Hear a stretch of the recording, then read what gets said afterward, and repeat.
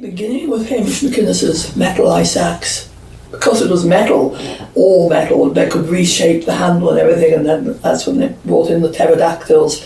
And a pterodactyl was modern beyond my dreams, and now pterodactyl is a museum piece. And of course ropes. You see, I started climbing on hemp rope, which is a nightmare because it gets wet and it's rough on your hands. It's horrible. And by time we moved obviously to nylon ropes. We went through a variety of belay things. The Victorian climbers, if they were in snow, and cut a big bollard in the snow and put their rope around it. And snow is not necessarily a terribly good belay. So somebody discovered that if you sunk a metal plate at an angle into snow, it would hold an enormous strain. Because as it moves forward, it compacts the snow and freezes into it. And so they produced these plates that you could tie onto with metal cables and called them dead men because you buried them in the snow. And they were very, very modern. But then they went out of fashion completely. Back then, people were still literally using nails and bolts and out of the hardware shop.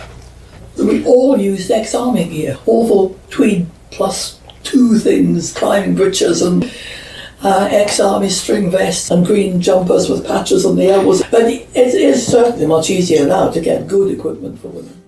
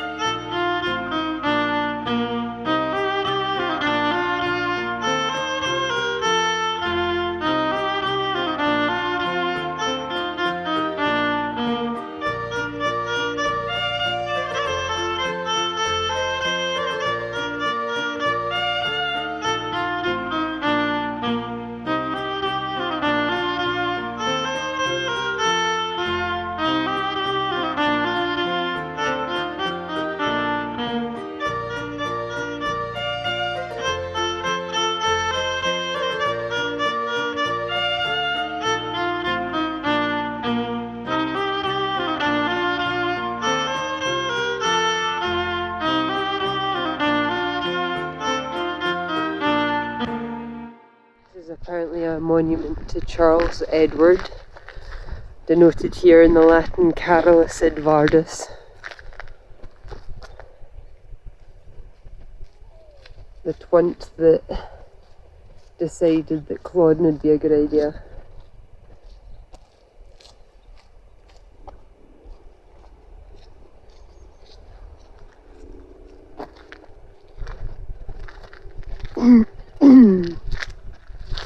Don't know whether it says the same all the way around.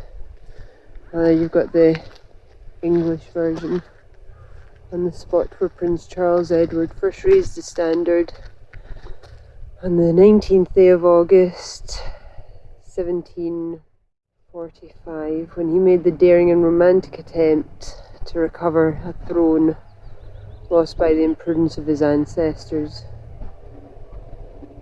Lost through the religion of his ancestors.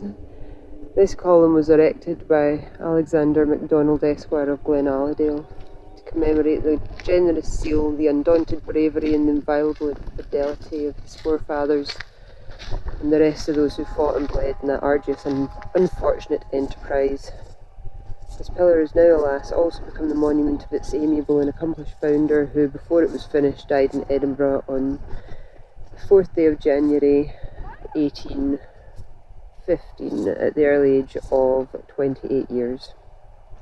There you go.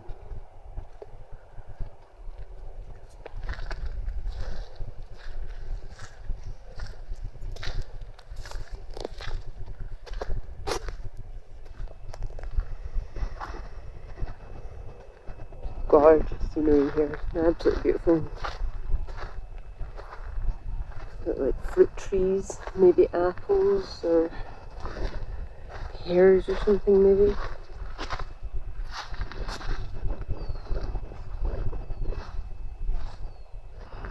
Beach, we'll see what kind of views you get over here.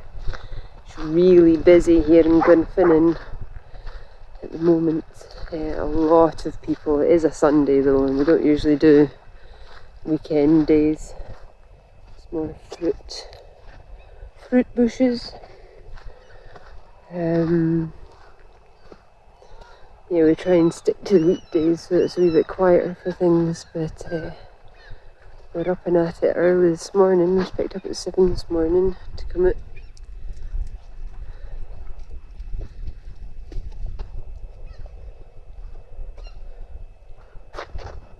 Didn't expect there to be a sandy beach anyway.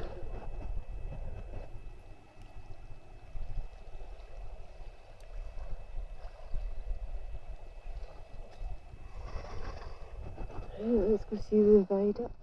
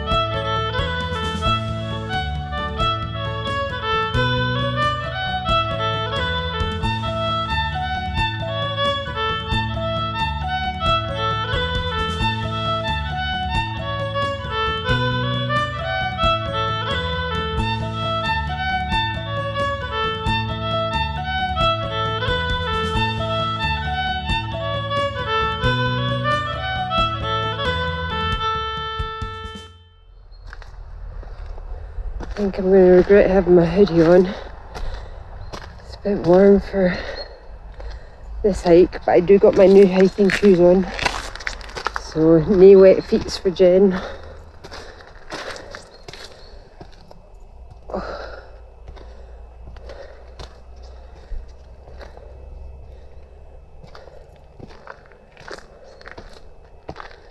It's amazing me these days how fast it takes for my legs to start burning on these uphill hikes. I'm sure it was never always this way.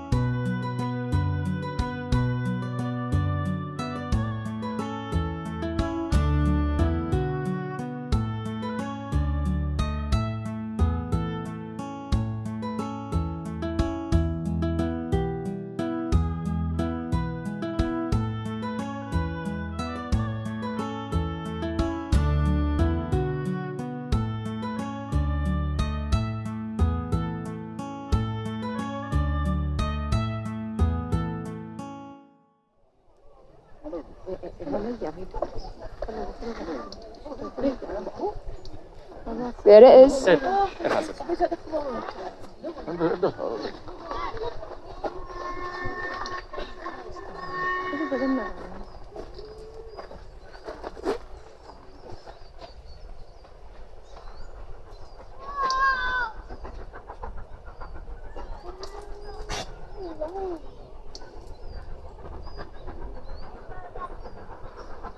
I just got it tight. I miss it.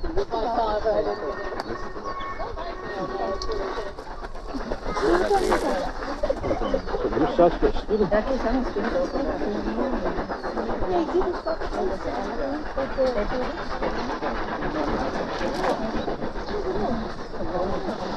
Ah, wel.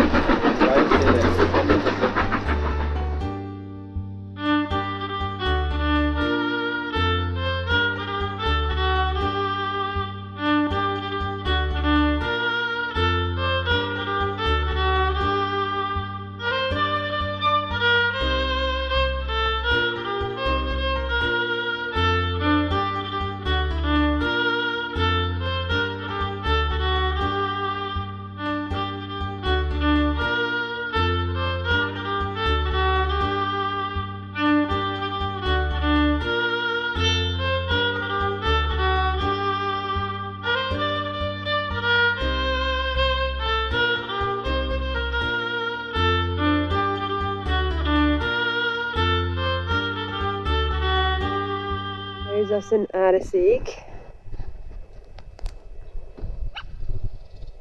Seems like it's very much a wee fishing community. It's very pretty. All the way here is very pretty, really. All these wee birds.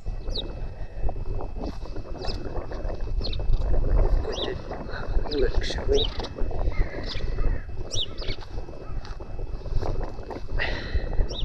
Since I'm wearing my new hiking shoes and I can't get my socks wet, I might as well. Do we think that there is wildlife in these woods? What do we think? seeing anything, but there might be. Might be.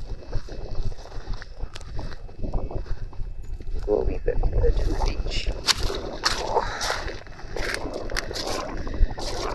Popping all the seaweed as I walked in. We'll walk up this wee bit, get a wee bit of height. Ugh. Oh, muddy, swampy, oh my god. Oh, I'm just sinking. Thank God for the new shoes, but they're a bit thick now. Oh gosh. I'm not seeing anything living other than the seaweed. Yeah, the water's really quite dark looking, it's that kind of reddish irony way. Obviously not as much as like the Devil's Pulpit or even where we were at Glenfinnan before.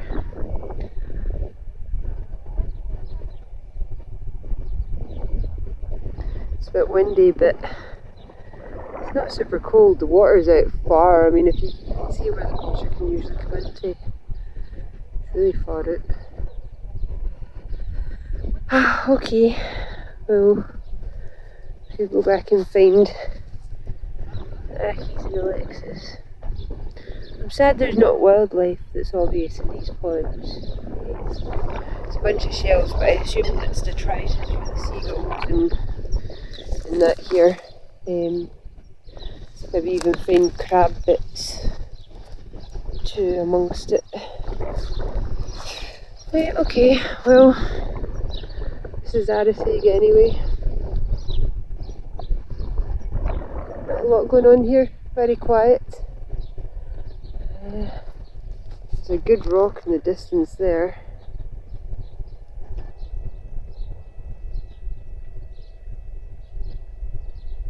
I'll have to check on a map to find out what that is.